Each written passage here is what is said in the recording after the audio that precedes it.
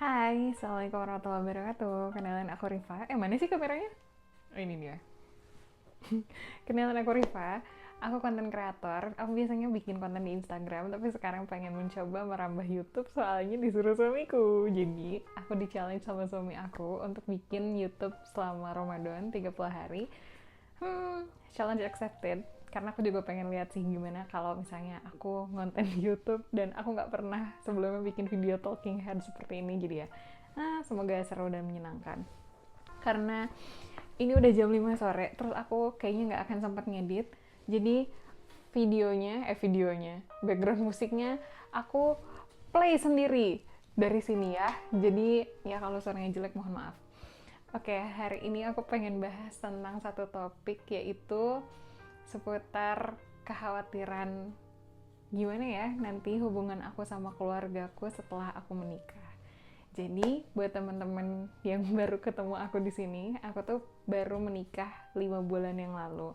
Dan aku itu anak sulung dari 2 bersaudara. Sebelum nikah aku tuh tinggal sama keluargaku, sama mama, papa, sama nenekku juga, sama adikku. Dan waktu sebelum nikah itu kakek aku masih ada. Jadi qadarullah kakek aku tuh meninggal 4 hari sebelum aku menikah. Nah, aku punya kekhawatiran akan hubunganku dan keluargaku kayak gimana setelah nikah, karena dulu itu ada masanya hubungan kita tuh nggak deket gitu berempat, nggak sedekat sekarang lah. Ada masanya kita nggak ngobrol satu rumah, tapi ya nggak apa ya, nggak sapa-sapaan, diem-dieman gitulah. Nah, dan karena satu dan lain hal, aku berupaya untuk mendekatkan diri sama keluarga gitu. Aku mencoba ngobrol lebih banyak sama orang tuaku, ngajak main adikku gitu, sampai akhirnya setelah beberapa tahun karena effort kita bersama, kita akhirnya jadi beneran deket, jadi banyak ngobrol. Apalagi 4 tahun terakhir sebelum aku menikah itu kakek aku divonis gagal ginjal, dan akhirnya kakek aku harus cuci darah rutin seminggu 2 kali. Dan karena yang tinggal serumah sama kakekku hanya aku dan mama dan papa dan adekku, dan anak-anak kakekku yang lain kan terpisah ya, tinggalnya misah rumah, beda rumah. Jadi ya mau nggak mau yang setiap minggu uh, lebih banyak nganter kakekku ke rumah sakit ya kami gitu, kami berempat. Nah, dan yang namanya kondisi gagal ginjal itu kan semakin tahun kondisinya semakin memburuk gitu qadarullahnya. Nah, karena kondisinya semakin memburuk, jadi semakin sering ke rumah sakit juga. Ada banyak ujian yang kita lewatin bareng-bareng. Kadang tiba-tiba malam-malam harus bawa ke IGD segala macem. Nah, ujian-ujian ini akhirnya bikin kami berempat jadi semakin dekat. Ditambah lagi ketika proses aku menikah, itu kan mau nggak mau aku jadi semakin terdorong untuk ngobrol lebih intens sama orang tua ya.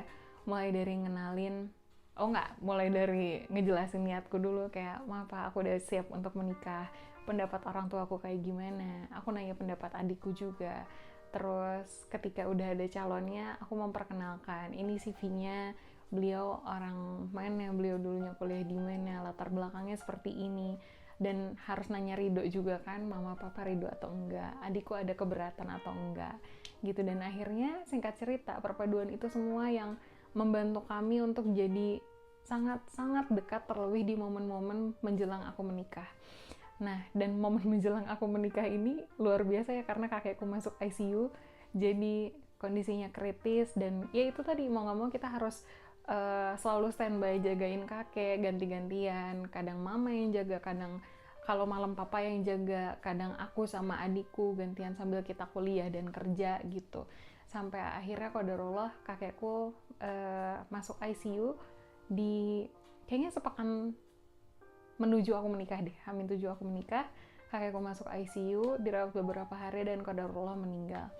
Nah, karena itu semua kita tuh jadi deket banget berempat, dan akhirnya hubungan kami jadi hangat sekali. Yang asalnya kita sempat diem-dieman serumah tapi satu hari bisa nggak ngobrol gitu, tapi di hari-hari itu kita jadi bisa peluk-pelukan bareng, kalau malam tuh ngobrol bareng, duduk bareng sampai jam 11 malam, sampai jam setengah 12 malam gitu.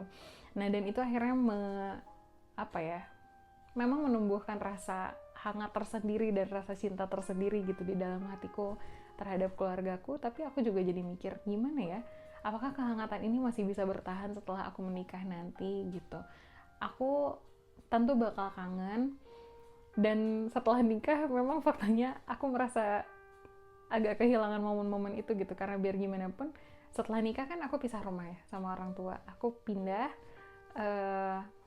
tinggal bareng suami, dan sama orang tua aku tuh jadi nggak bisa seperti dulu yang ketemu setiap hari, pagi siang malam bisa sapa-sapaan, pulang kerja malamnya bisa makan bareng gitu.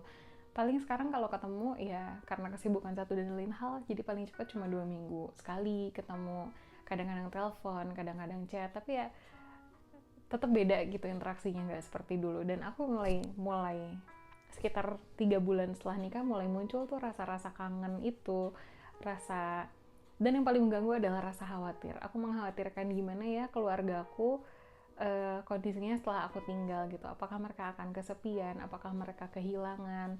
Dan ketika aku tanya, ya memang mereka bilang, iya sih emang rumah jadi sepi gitu, karena setelah kakek meninggal 4 hari kemudian aku menikah, tiba-tiba rumah yang asalnya 6 orang jadi cuma berempat gitu. Itu tuh sepinya berasa banget. Tapi di sisi lain aku juga happy, ternyata mereka itu sekalipun tanpa aku ada di rumah, mereka tuh ternyata bisa survive on their own gitu.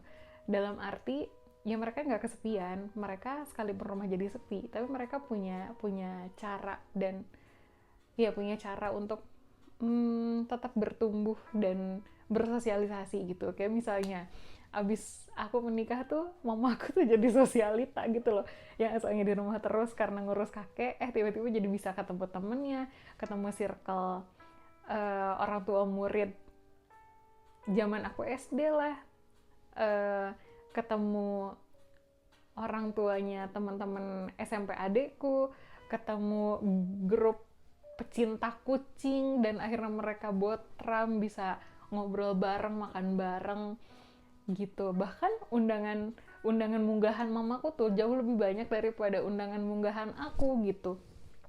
Terus adikku juga, dulu sebelum nikah kita tuh sedekat itu, yang sampai jalan-jalan bareng, kemana-mana bareng, setiap hari aku diantar jemput dia, ke kafe juga perginya sama dia, kondangan perginya sama dia.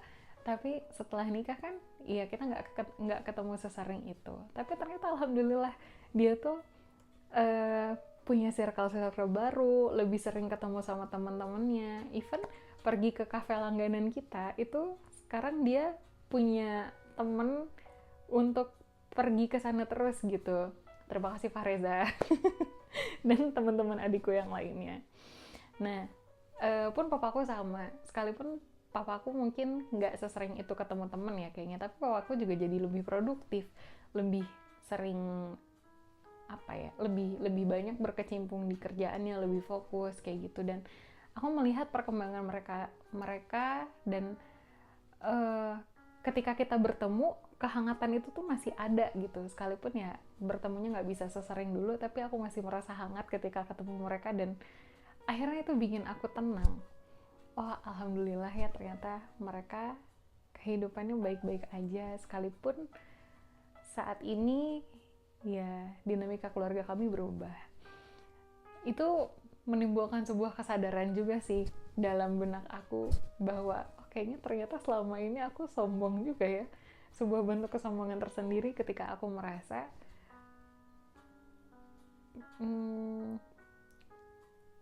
keluargaku tuh bakal kenapa-napa kalau nggak ada aku. Ngucapinnya aja geli gitu, karena sombong banget sih, apaan sih. Padahal kan keluargaku juga individu yang punya kapabilitasnya sendiri-sendiri gitu. Mamaku punya circle-nya sendiri, papaku punya skill-nya sendiri untuk menghabiskan waktu. Adekku juga masa mudanya insya Allah masih panjang, punya banyak teman, punya banyak hal untuk dieksplor gitu. Keluargaku selama ini bertahan bukan karena aku, tapi karena kita semua punya bagiannya masing-masing, dan akhirnya bersatu membentuk circle yang hangat kemarin gitu. Dan insya Allah dengan hadirnya aku atau nggak adanya aku, mereka juga masih bakal survive kok, gitu.